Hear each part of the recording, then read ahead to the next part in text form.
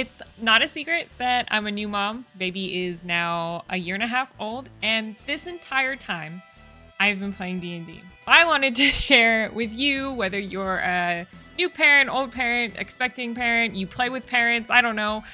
I just wanted to share some of my experience in this regard in the hopes that it helps other people, as well as to allow a place for comments. So if you are one of those people, drop comments below on how you juggle baby and D&D. I don't see a lot of stuff out there about this. There are lots of parents who play D&D. Extra tips and suggestions would not be unwelcome in this category. But let me be the first one to say that yes, you can be a parent and have your hobbies too. It's very surprising to me that there's like a whole subset of people who think that when you become a parent, you have to sacrifice everything for the first 5 years of their life. It's definitely different. My life is definitely different in a myriad of ways than it was before baby. I don't feel like I've sacrificed really anything. So I just want to kind of help people feel like they can play again. None of my tips are going to stem around the theme of hire a babysitter because that's the obvious one, but also it's not helpful. It's not something that everyone can do. You can't always hire a babysitter. You can't always find someone to watch your kids. And so instead, all of my tips are going to kind of focus on juggling both at the same time, because that's what I've been doing for a year and a half. But be sure to leave any comments down below about what you guys do in this juggle so that other people coming to my video and watching me can find either stuff in my video, of course, hopefully, but can find other solutions to issues in the comments below. Start with the basic one, shall we? Splitting the time. This one's basic and self-explanatory, and we'll talk about it because we have to get it out of the way before we can discuss the more innovative solutions, right? This could be as easy as you getting D&D time while your partner watches baby, and then your partner getting time to do their own hobbies later. This is especially useful for people who, only one person is into D&D. However, that is not the case at my house.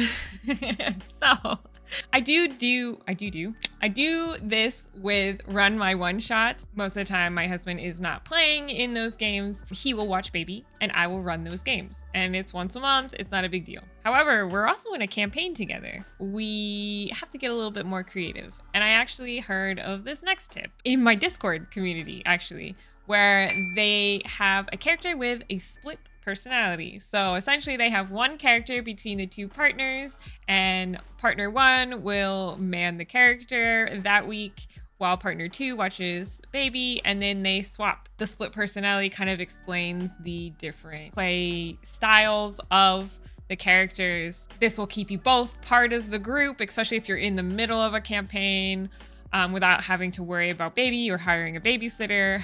So I really liked this idea. I haven't tried it myself. If you've tried this, please put it down below because I'd love to hear about that and like kind of the pros and cons of it. But I thought it was a neat idea and I thought I would share. The next tip is playing while the baby sleeps. To me, side note, feels like the advice you get as a new parent, which is sleep when the baby sleeps. I absolutely despise that advice.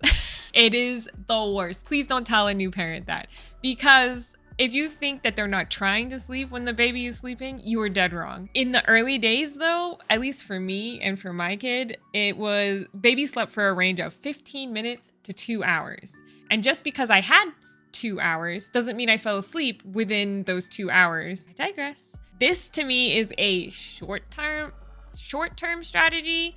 I say this because nap time changes, baby changes, bedtime changes. Like even now we're at a year and a half and the bedtime is shifting later and later. Just keep in mind, like, this is a good temporary solution until you get into the swing of things. As a long-term solution, it's just not gonna work. This tip is for everyone. Everyone at the table must be flexible. I think this is the reason that I have been able to enjoy playing and running games, is because the table is very flexible. Our one game, it just takes extra long to do everything because there's always interruptions, right? The poop explosion that happened during our Strahd battle was a mess. Puns intended, I guess. We had to pause the game for like 15 minutes while we took an emergency bath adventure where hubby and I had to like clean a lot. Thing is, everybody at the table understood. They just paused the game. It's entirely possible that your table might have a hard time adjusting to this. And you have to really communicate. Communication. It's always important in any D&D game. But communicate with other players, the DM, because they might not want to make adjustments. While I feel that's a little bit unreasonable, I also understand because having a baby is a lot of work and it is distracting at the table. However, for tables that are more accommodating, another tip I can offer is to try to make it easier for the new parents. And I'm not saying, watch the baby the entire time. I'm saying, okay, if it's mama's turn to roll some dice and make an attack, maybe distract baby for a little bit. One of the things that really helped me as a parent was that we started meeting at my house. If you're a DM, you're thinking, well, we can't do that because I'd have to carry all my stuff. Ask any parent. If you are expecting a new parent to go to a 4-hour session, a typical standard size session, they will be carrying 3 times as much stuff as you are, as well as a tiny baby gremlin who will be upset about going.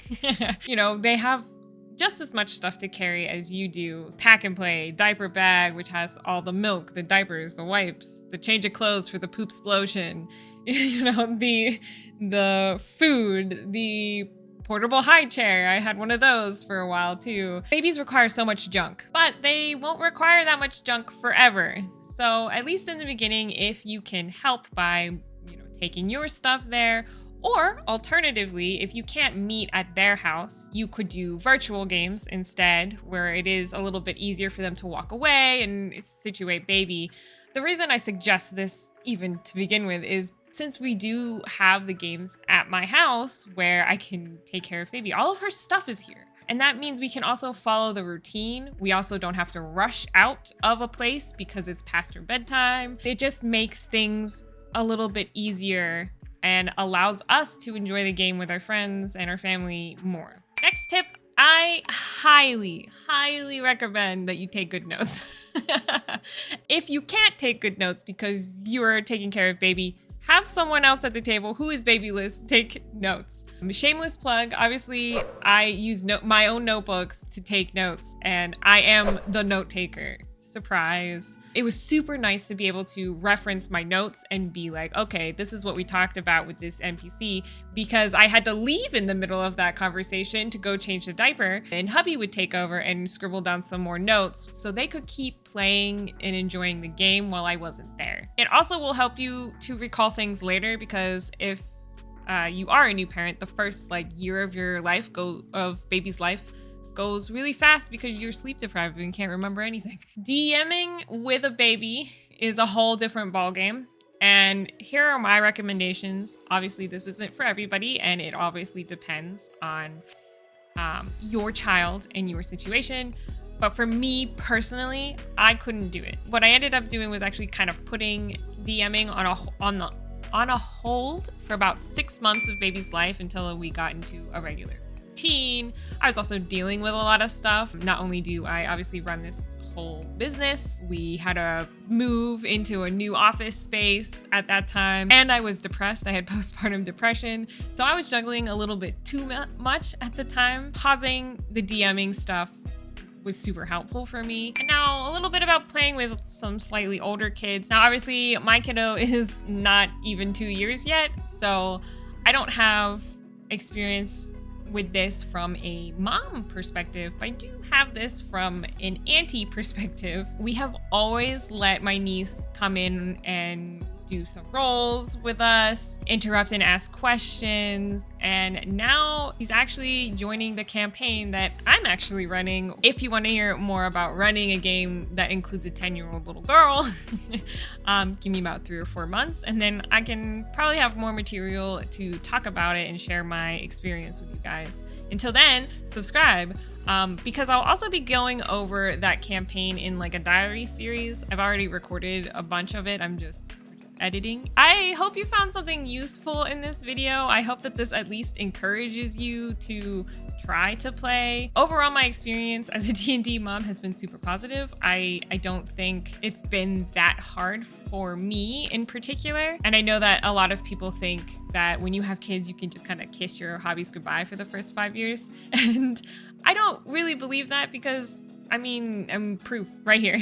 I've been doing it since she was about a month old, and the only reason we didn't play the first month was because she was born in December and there were a lot of Christmas parties to attend. Let me know what has worked for your table, especially anybody who has older kids, because you know I'm trying to prep for that. She's getting old already. And I will see you guys in the next video. Bye.